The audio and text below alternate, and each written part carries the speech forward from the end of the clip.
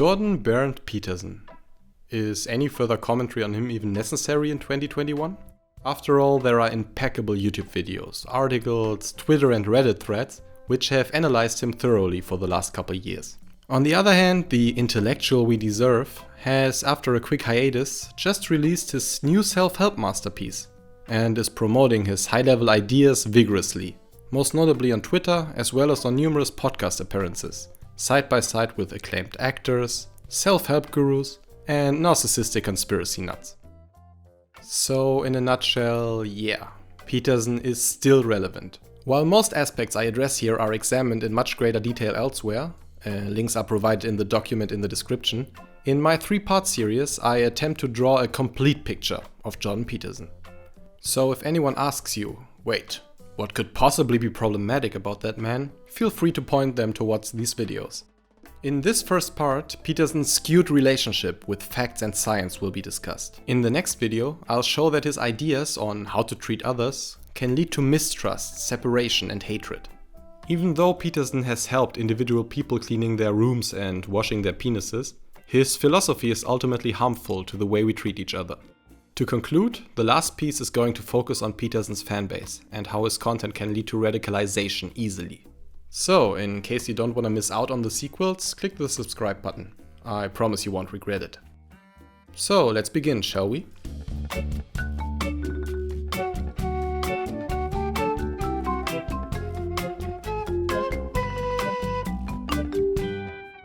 I gotta be honest with you, when I read 12 Rules in 2019 I felt like an idiot. While the headlines and the rules themselves were quite easy to understand, the content of the chapters veered into obscurity quite fast. So much that I could often not follow Peterson's chain of thought anymore, and had to check back on the headlines to remember what he's actually trying to talk about. There were 2 possibilities. Either I actually was a complete idiot, and such highbrow, elaborate content simply was too difficult for me. After all, I wouldn't dive into philosophers like Schopenhauer or Kant and expect to understand the gist of their works without the aid of secondary literature. On the other hand though, Peterson had sold millions of copies and many of his fans are younger than me, so I was arrogant enough to assume I should be able to get it. Also, one of my favorite authors is Thomas Pynchon, so come on. Take Rule 4 for example. Compare yourself to who you were yesterday, not to who someone else is today. Sure, it is nothing revolutionary, but it's a reasonable approach to tackle envy and malevolence towards those that appear to be superior to you. Simple, right? Yet, in the chapter, Peterson dives into the primordial, axiomatic elements of being. What Plato called the good, the Gospel of Thomas, Fyodor Dostoevsky's Crime and Punishment, the Old Testament God, Hitler, Stalin, Mao, the New Testament God, Pinocchio and Friedrich Nietzsche's Beyond Good and Evil. In 3 pages. Remember university, when you had to hand in a paper and try to scram it full of references to make it look less shallow? When watching his lectures, I noticed the exact same pattern. Peterson has the tendency to hide the most obvious and mundane concepts behind unnecessarily complex and sometimes even meaningless language. Of course, one of Peterson's motivations for doing so is to give himself an aura of intellectualism. But you are willfully cherry-picking right now to present him in the least favorable light. He also formulates coherent points. Oh yeah, sure, I'm emphasizing the weaknesses in his presentation. But if you keep watching, you'll see that his flaws in this regard are indicative of a broader issue. When Peterson leaves his bubble for interviews, problems arise as soon as he is asked to clarify his ideas and definitions in a comprehensible way. Since he bases a huge chunk of his philosophy on religion, in a transliminal interview, he is asked a rather simple question. Do you believe in the divinity of Christ? Well, of course, that depends on what you mean by believe and what you mean by divinity. What do you mean by divine? And also, what do you mean by Christ?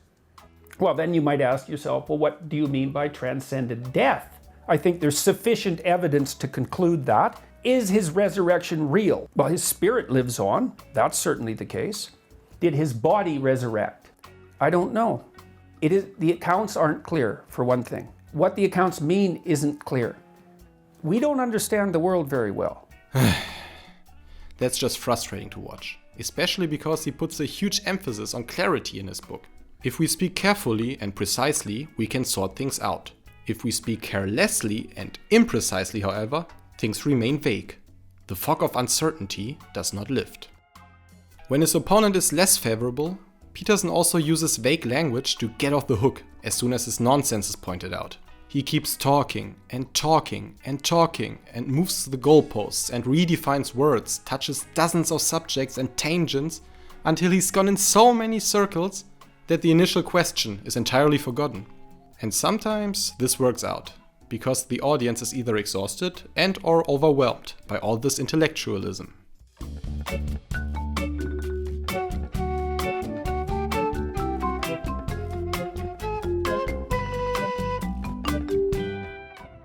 In other cases, though, it ends in a giant fiasco, for example in his debate series with Sam Harris, in which both were stuck for hours because Peterson insisted on a ridiculous definition of truth, which he had brought up in Harris's podcast before. I would say, if it doesn't serve life, it's not true. Okay, well then I would say that I don't think that facts are necessarily true. Harris attempts to dissect and eviscerate this definition, claiming that there is no point to keep debating on a fundamentally illogical, shaky premise. If only the beneficial is true, were concentration camps true? I mean, they certainly benefited the National Socialists. But what about the Jews? Are natural calamities true? What about Rule 8, tell the truth? Should that be renamed to always speak in a useful way? Wouldn't that open up a disgusting can of worms? The refusal to be pinned down on concrete definitions extends to other topics as well. In contrast to the transliminal interview, Harris actually points out Peterson's nonsense on stage, after he claimed that Harris, an atheist, must believe in God. Because, well, everyone must, at least according to the vague, unsubstantial, made-up definition of the term that Peterson has in mind. I mean, this is the problem. This is what worries me about this. You could do the same thing with the idea of ghosts. We know what most people most of the time mean when they say they believe in ghosts. And I say, I don't believe in ghosts. And you say, no, you do believe in ghosts.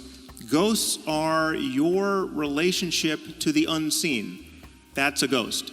So you have a new definition of ghost that you're putting in the place provided, which I have to say, well, of course I have a relationship to the unseen, so yeah, I guess I do believe in ghosts. You know, you win that argument. But that simply isn't what most people mean by a ghost. You by shifting the definition, you have robbed the noun, the traditional noun, of its traditional meaning, and you're imparting to people Wait a second. People. I'm not so what sure. What do you mean of by this. traditional meaning? Jesus, do I hate that Weinstein guy. But things like truth and God are heavy terms that are extremely difficult to define. Countless philosophers have been discussing concepts like these for over 2,000 years. The problem in debating Peterson on those topics is that he doesn't even offer any descriptive definitions. Similar to the resurrection of Christ, the flat-out disregard of any concrete explanation makes him impossible to debate, because he can always redefine what he was actually talking about as soon as he is cornered. As a consequence, his opponent doesn't argue against Peterson's points, he argues against an inferred interpretation of them. If Jordan wants to convey his idea about truth, for example from a deterministic standpoint, he still needs an independent concept of what is true. Otherwise, you just go in circles. Watching this debate is such an exhausting experience. Just as in his book, Jordan is firing ideas, references and convoluted sentences at us until we accept our failure to understand his points, or we pretend to understand in order to defend our idol. This is especially easy when his ideas include big names like Freud, Nietzsche or Tolstoy. By the way, even if it might come across as such, I'm no fan of Harris. Still, whoever wants to see Peterson's argumentation techniques completely dismantled should watch the debate. So, the question is Peterson simply too stupid to realize he's not making sense? With Sam Harris?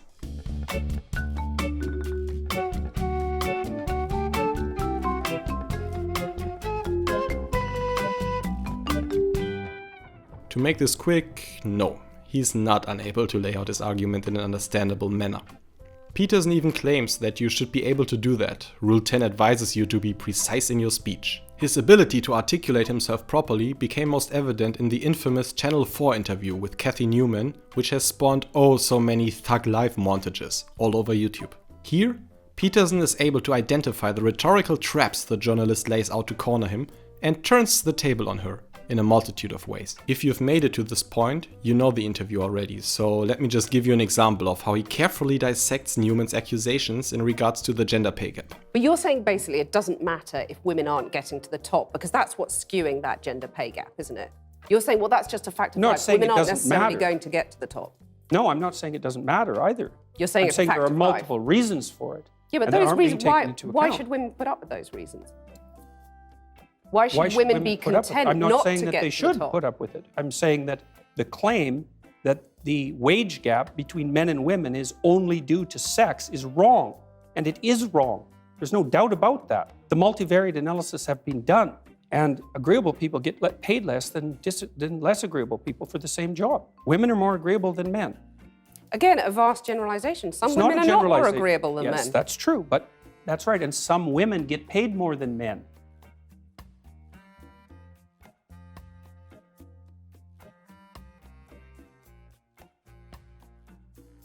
Okay. See, because I'm very, very, very careful with my words. The validity of Peterson's points will not be discussed here. There are millions of articles on the pay gap in case you're interested. What I want to show you, however, is that he is able to carefully lay out his argument in an articulate manner. Of course, a concept like a pay gap is more scientifically rooted than the definition of God. But I argue that Peterson's ambiguity is ultimately strategic. And you might ask, well, what's the strategic reason to ramble on incoherently about truth for ages? Well, the answer is twofold.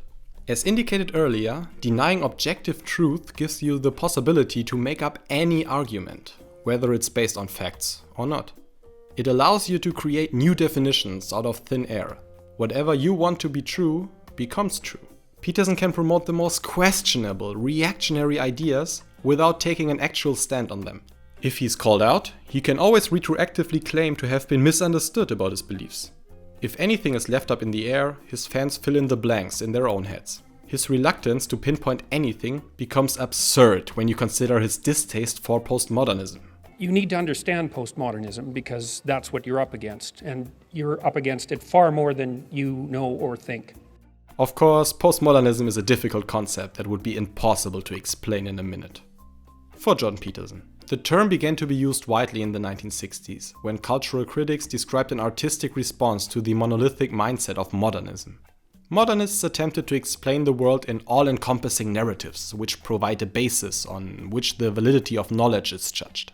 In contrast, postmodernism, according to one of its most influential thinkers, Jean-François Lyotard, is skeptical towards these so-called meta-narratives, since they are unstable and in some regards even oppressive. Lyotard names science as one of those grand narratives. Scientific knowledge does not represent the totality of knowledge. It has always existed in addition to, and in competition and conflict with, another kind of knowledge. But not all meta-narratives are as significant as science. There are postmodern paintings, novels, or video games, all of which call established boundaries of art into question. In postmodernism, nothing is set in stone. There is an infinite number of possible interpretations. There is no canonical truth, and concepts can constantly be redefined. Sounds familiar? So, how does Peterson, who is totally not a postmodernist, justify this very, very obvious ideological contradiction? There's a bunch of rules of the game, and this is why the postmodernists, by the way, are wrong about the infinity of interpretations. They're wrong. There is an infinity of potential interpretations, but there isn't an infinity of viable interpretations, and that's the issue. Alright, so let's see. The only viable interpretations are the one Peterson thinks are correct. The others remain postmodern nonsense. How convenient.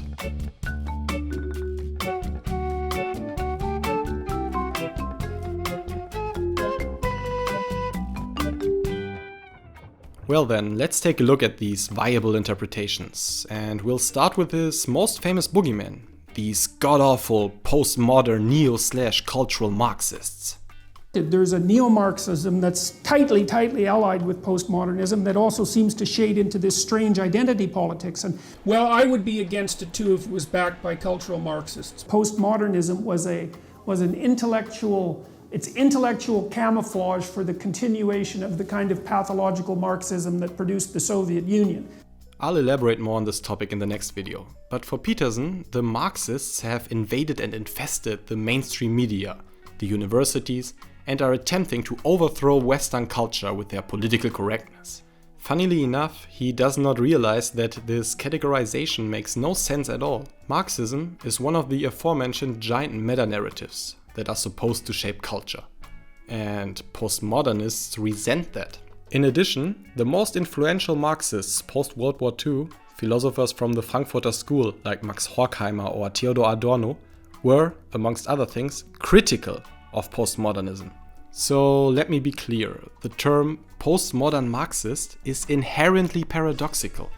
Peterson's misconception of this nonsensical connection stems from one single book. I want to recommend a book first to everyone here. It's called Explaining Postmodernism, and it's by a gentleman named Stephen Hicks. So I have not read this book, but it was reviewed extensively by Cuck Philosophy.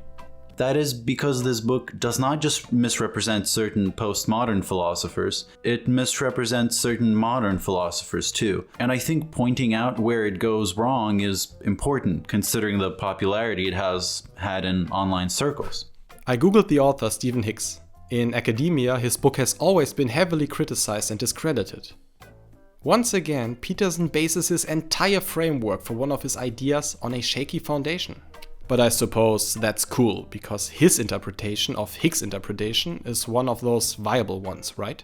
Just like in that Sam Harris fiasco, Peterson's ignorance and cluelessness about Marxism are exposed as soon as he is encountered by someone who actually knows what he's talking about. Enter Slavoj Žižek. You designate your, under quotation marks, I'm not characterizing here, enemy, or what you are fighting against, as sometimes you call it postmodern Neo-Marxism. I know what you mean. All this, from political correctness to these excesses of whatever. Do you think they are really, where did you find this data? I don't know them. I would ask you here, give me some names or whatever. Where are the Marxists here? I don't know any. Who is the Marxist here? My problem would be with this one. What you describe as postmodern Neo-Marxism, where is really the Marxist element in it? That's my problem. Why do you call, give me, no, it's not a rhetorical question for politely saying you are an idiot, you don't know what you're talking about. It's simply, I would like to know who are, give me some names and so on, and who are these postmodern, egalitarian, neo-Marxist, and where do you see any kind even of Marxism? I see in it mostly an impotent, an utterly impotent moralization. Please, I'm so sorry that I was too long. No, that's no problem. Please. Well, I mean... But that's selective editing. Why didn't you show his full response? He might have answered Žižek's question and exposed this conspiracy for good. No, he doesn't, because he can't. He's so out of his element. If you become famous out of criticizing something, making it your arch-enemy, at least do your homework. Postmodern neo-Marxists are people he doesn't like. They are strawmen. It's that simple. By the way, while researching Stephen Hicks, you know, the guy who is completely clueless on postmodernism, I also came across this here. Peterson's idea of cultural Marxists, a term he uses interchangeably with radical leftists, postmodernists, etc., has an interesting history, since the term describes a fundamentally anti-Semitic conspiracy theory, post-World War II, which strangely mirrors the cultural Bolshevism accusation brought forward by the Nazis to blame every illness in society on Jews and communists. In case you want to learn more, I strongly recommend this excellent video by 3 Arrows.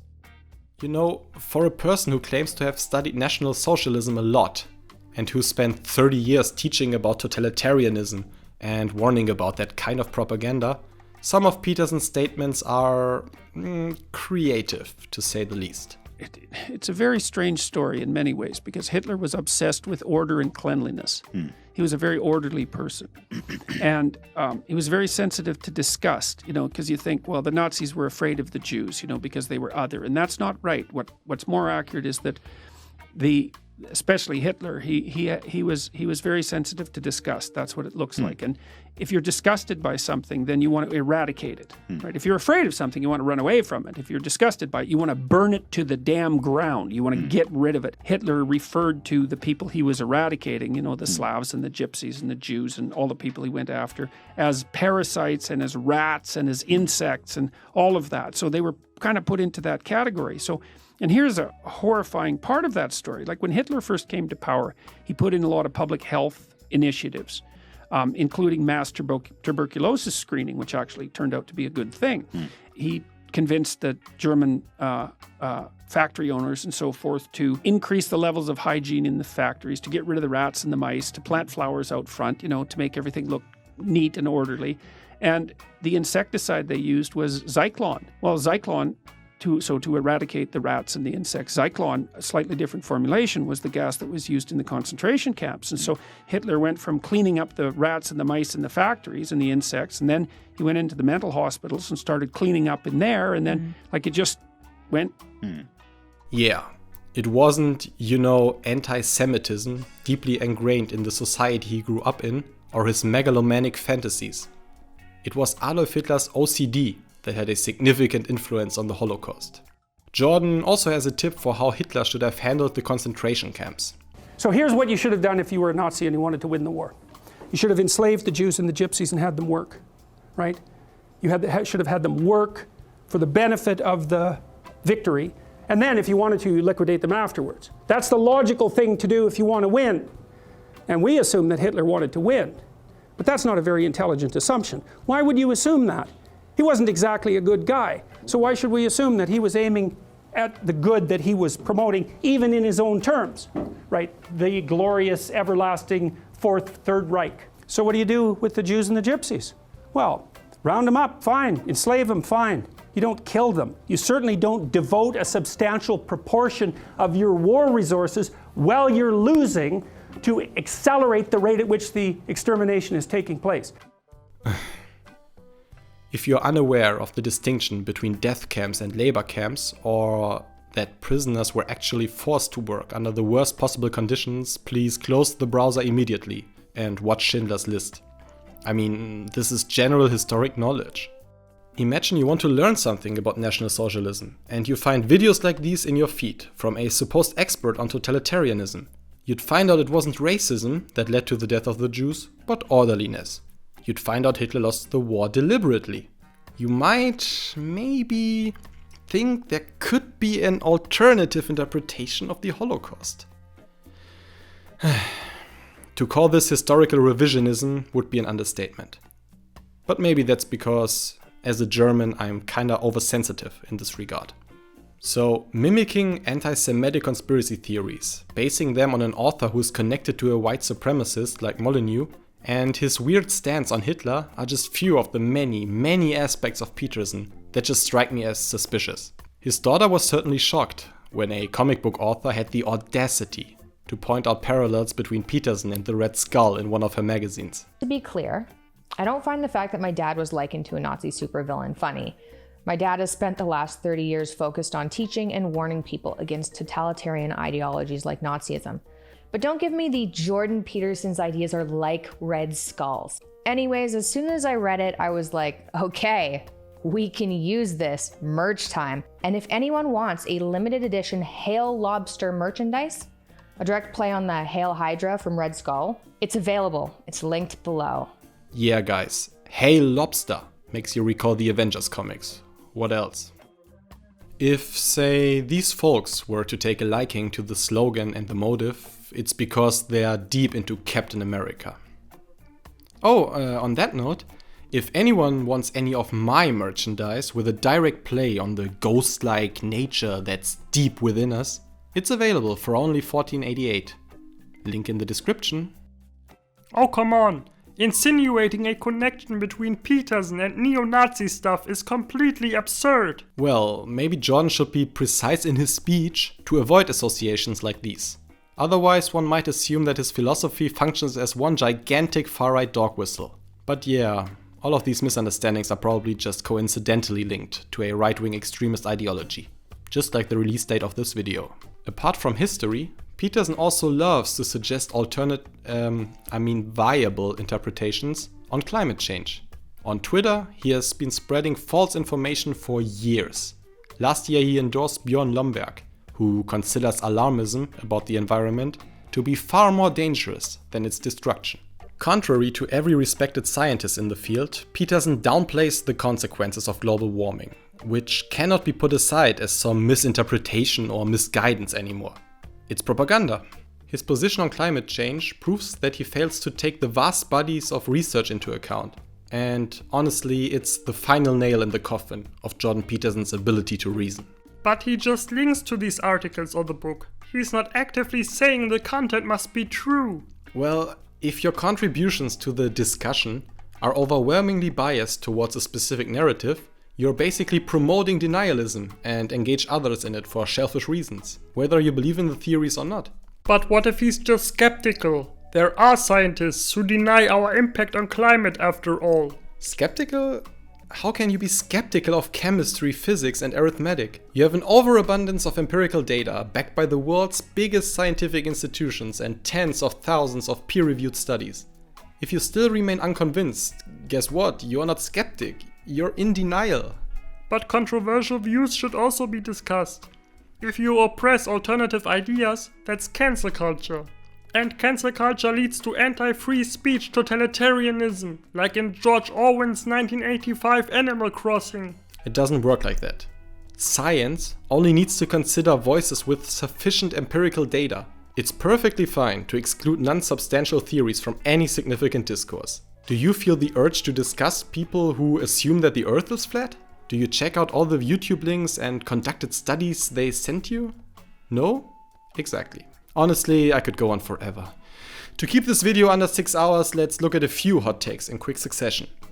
Peterson claims that the depiction of coiled snakes by ancient cultures indicates innate knowledge of how human DNA works. He says that only a supernatural experience can help you quit smoking. He thinks his wife has prophetic powers and can see the future in her dreams. Peterson also considers the existence of magic possible, because things in life are often oddly connected. Oh, and my personal favorite. I suspect if you did the statistics properly, I suspect that medicine, independent of public health, kills more people than it saves. Now that's just a guess, and it could easily be wrong, but it also could not be wrong.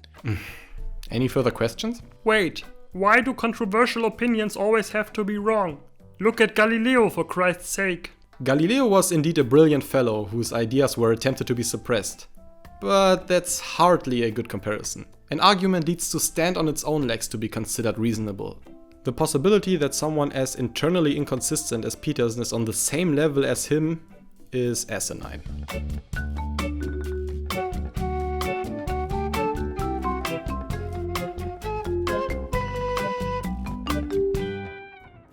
So, clearly Jordan is no expert on a variety of subjects. But after all, he seems to be a renowned psychologist. The description of 12 Rules for Life on Amazon says that he takes the stunning revelations of cutting-edge scientific research into account when presenting his ideas. And sure, at the end of the book there are lots of references, as you can see. But they lack in so many ways that calling his research scientific would be an insult to every real scientist in the world. To prove my point, let's examine Peterson's favorite animal, the lobster. For those unfamiliar with it, the little crustacean is the fundament for his philosophy of useful hierarchies in society. In his book, he writes that when an inferior lobster is defeated in a fight, it loses confidence, sometimes for days. And, in some cases, its brain basically dissolves. Then it grows a new, subordinate brain, one more appropriate to its new, lowly position. Peterson then gives a footnote, which leads to a 1996 article in Science magazine. Sounds legitimate, but it isn't. In fairness, I haven't read the article. But Cass Harris, who dedicated 40 videos to Peterson's book, has. Lobsters are not crayfish. They're separate things. This paper is talking about injecting crayfish with serotonin, causing them to take that elevated, aggressive posture that he goes on and on about. We don't know why that lobster doesn't want to fight anymore.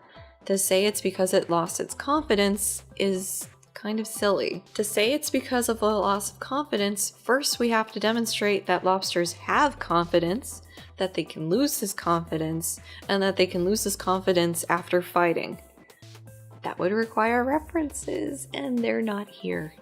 After reading Its Brain Basically Dissolves, I came into this paper expecting some magical butterfly transformation here. So maybe it's able to somehow just dissolve its brain?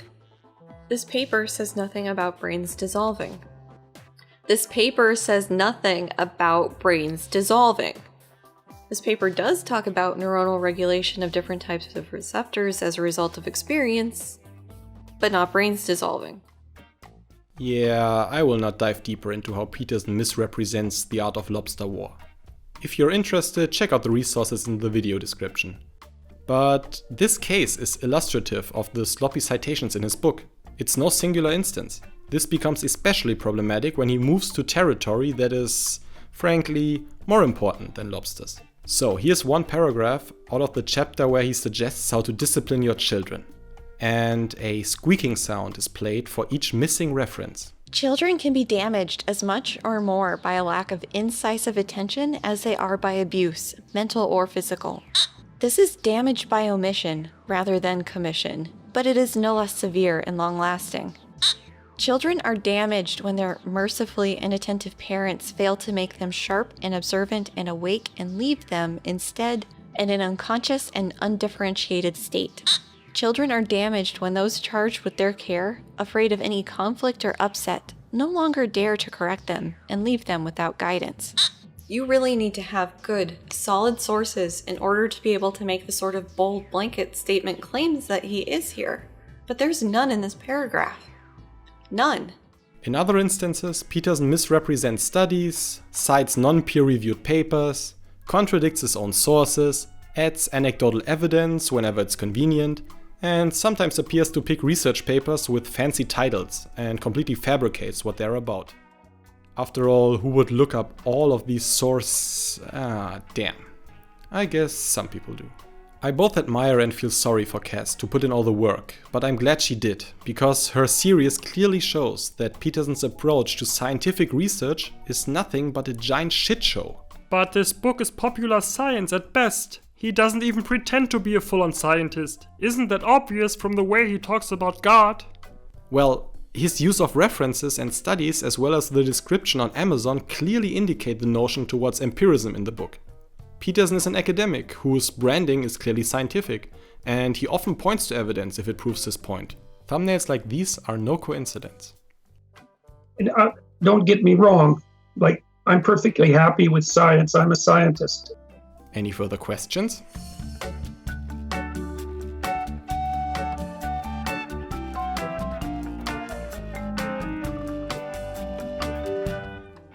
If it hadn't been obvious before, let's spell it out. Jordan Peterson has no idea what he's talking about. The word I've avoided so far is liar, because I cannot say for sure how much of his shtick is actually a malicious, embarrassing lie, and to what extent, after rolling in his own verbal diarrhea for years, regurgitating the same talking points over and over and over in his echo chambers, he has become utterly lost in his own grift. His fans consider JBP a public intellectual and one of the biggest contemporary thinkers. According to Wikipedia, an intellectual is a person who engages in critical thinking, research and reflection to advance discussions of academic subjects. This video has proven that the definition is not applicable at all. He might have the appearance of an extremely intelligent thinker, but Jordan Peterson is actually quite the opposite. He is a stupid person's idea of an intellectual. So, why don't we wrap this up with one final quote from 12 Rules for Life? You can use words to manipulate the world into delivering what you want. This is what it means to act politically. This is spin. It's the specialty of unscrupulous marketers, salesmen, advertisers, pickup artists, slogan-possessed utopians, and psychopaths. I couldn't have said it better myself. If you like my content, feel free to subscribe. See you next time. Thanks for watching.